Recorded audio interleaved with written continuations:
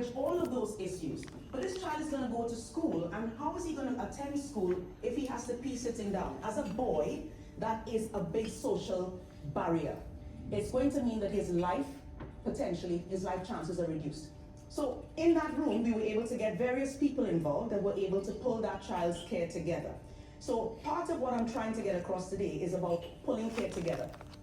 We build capability within the team, mainly through something I'm very proud of, which is what we call the Collaboration Day. It was a learning event, but not in a traditional teaching event. It was about bringing people together. Because in that room with that case study, I saw the power of having multiple people from different angles solve a problem. I wanted to get people in the room that wouldn't normally meet. People like us here today that we wouldn't normally meet. I wouldn't meet you all generally unless you brought your child for surgery in my clinical life. So the last one we had was December 2023. There were 275 partners from all across the system.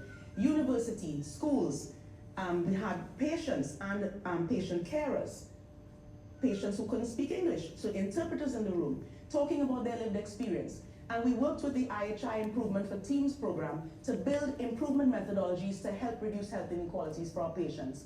In our collaboration day, we had several speakers, including Professor Bola Owolabi. All of you will be familiar with her. She was a keynote speaker, and there was a tremendous buzz. And from that room, what we did was measure how many collaborations were formed.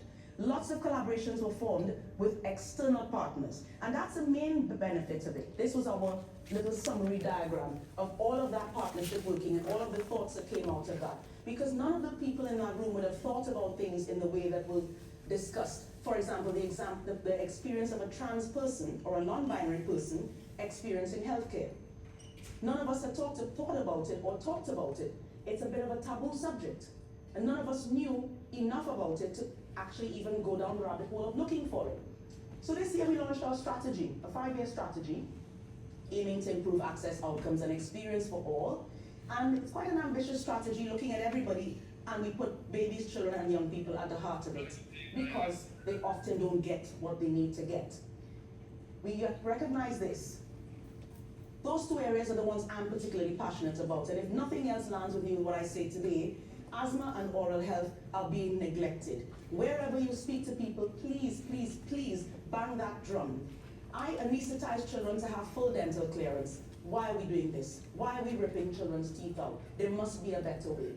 Why is asthma not well controlled? So many parents come to meet me and they don't actually know that their children, A, have a diagnosis of asthma, B, how to use the inhalers and why they're using the inhalers, or C, they think that because they're not under specialist care anymore, that the asthma's gone away. So they discharge, they say, oh, he doesn't have asthma anymore because they discharged him. So there's lots of things to unpick there. This is a second case study.